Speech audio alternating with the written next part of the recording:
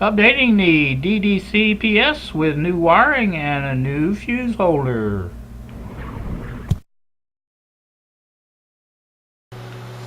Morning YouTube, here with you on Saturday morning, 8:29 in the morning. I've been texting Bob. What you're going to see on this video is me working on the DDC PS last night. I was able to get the new fuse holder in, as well as the molex connector that I think some of you had suggested, or either that or we talked about, or something to that effect. I can't remember exactly what the deal was, but it works just fine. The new fuse holder is way lower than the old one. Here's the old one, by the way. You can see there's the way it sticks up like that. I had it bent over, but it still wasn't quite enough. So anyway, that's going on. Probably not much going on else today because Kylie's not here. I don't know. I may get into something after a while. You never can tell. But for now, this footage from last night should do you. If you're needing a fix, Moslack fix, or repair videos fix, whatever you want to call it, this should do you. But we'll see. So stay tuned for that, and then I'll come back and explain what I did. Well, good evening, YouTube. Here on a Friday night at 11:51 in the evening. It's something I've been doing. I don't know. Came in here about 9, I think. Started working on this little project here. I have the new fuse holder in. It is much lower. I'm going to show you this first. This is my new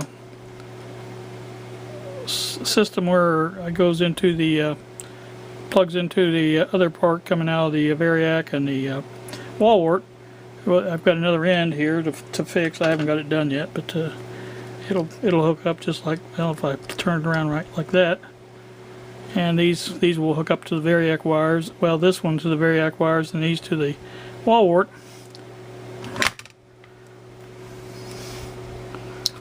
And let me show you this. You can see here how low this is compared to these here, and the filter capacitor. It's way down. This is a low profile fuse holder, and it's much better than the other one. It's hooked up exactly the same way. Top goes to the plus, and the plus over here to the meter, and this goes to the out, because that way it goes through the fuse to the output, and it is fused. So now these over here have been put back in a little bit differently than they were. I put a nut on the bottom and another washer, and there's a new piece of plastic. I found the other piece of plastic I was looking for. Made a not much thicker piece of plastic. I don't think it even touches, but still, even if it did, they are protected. And these are all soldered in now, heat shrinked. Everything's hunky-dory there. So that's good, real good. These AC wires don't matter. They're twisted there. It doesn't really matter. I thought I had them all right, but, well, I do, but not sure exactly how that. Oh, maybe like this. There you go. Yeah, that's how it goes. Alright, but anyway, they are in. All these are tightened back down. Everything is like it should be, totally. And next thing I want to do is make the other end of that. I'll probably do that tomorrow. Like I said, it's nearly midnight. These are really short wires too, so I'm gonna have to probably put some extensions on like I did with these, and that takes a little time too. But also these have to be reversed in order to make them come out right here. You can see the red's on the end here and the black's on the end here. I changed these around to match the board, And when I did that, it messed this up, so I've now got to change these two around, which I don't think it's a big problem.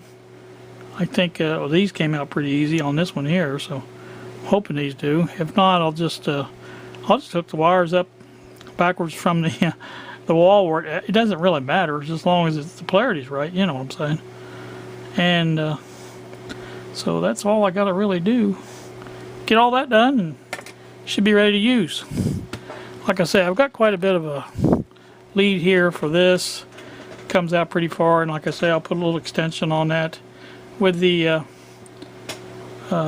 heat shrink on it. And same thing on this one, it'll come over more if I needed to.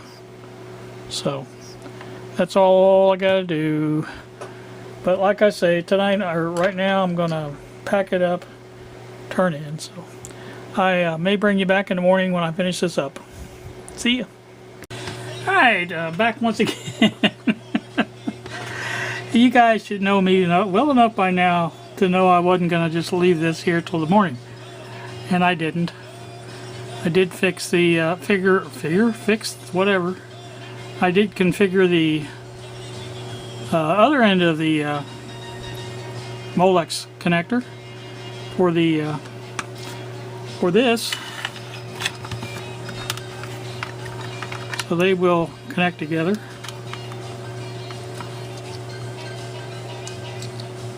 Like so.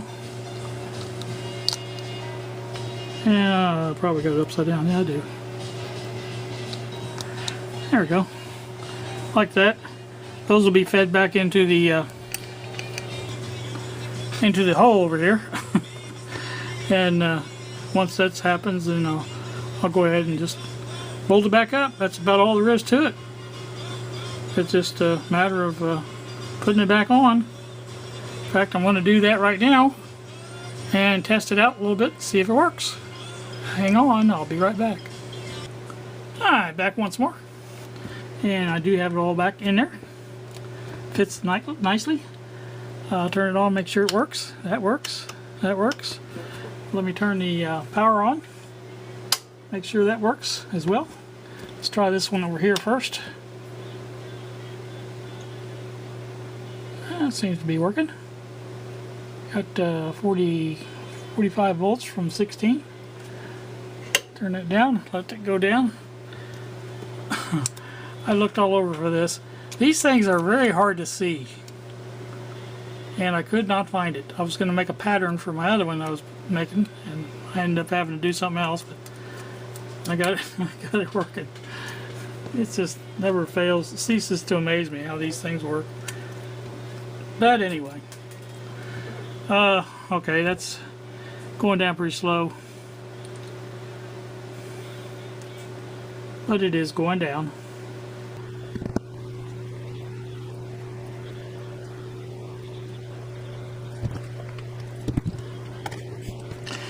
Alright, let's see. It's down to 5 volts, and we'll switch it over to the other one.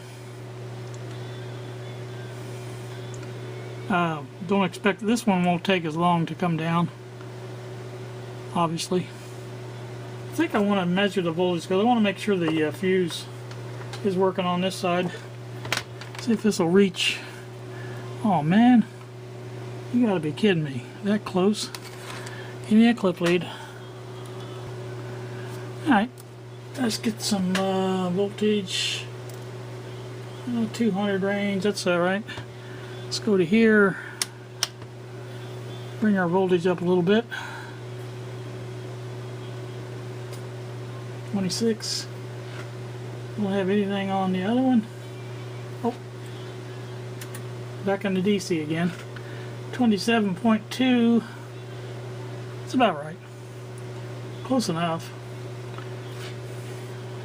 Hope a little more. About 50 volts. There's 50 volts. 49 on that one. Not bad. That means the voltage is getting out of the taps there on the outputs. The fuse, I didn't know, this is the first time I've used this fuse, so I didn't know if it was going to work or not. So obviously no current draw, don't have any current going across it. Alright, let's turn her down now and see how fast this one comes down. Yeah, this is much quicker to come down. Not bad, not bad at all. Alright, so we've got our dual power supply, dual DC power supply back up and running. Everything is fixed now. It's not, there's no problems with it at all. Just gotta wait and have something to work on. Alright, I'm gonna let you go back to the intro, outro, whatever it is. See ya. Alright, now you've seen my my little foray last night. I ended up getting to bed till, I don't know, it was after 1 time I got wound down.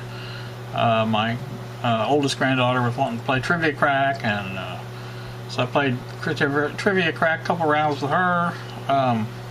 Watched an Erico video of his former helper Hannah and her friend working on Hannah's car, and watched that. And like I said, it's just some of the things I did. So I wear these glasses. I don't know if you guys have caught on to that, but I wear them to give the appearance that it's a different, you know, I've actually done some work, and you know, here I am, you know. But actually, this is just, I'm recording this probably a few seconds after I recorded the intro.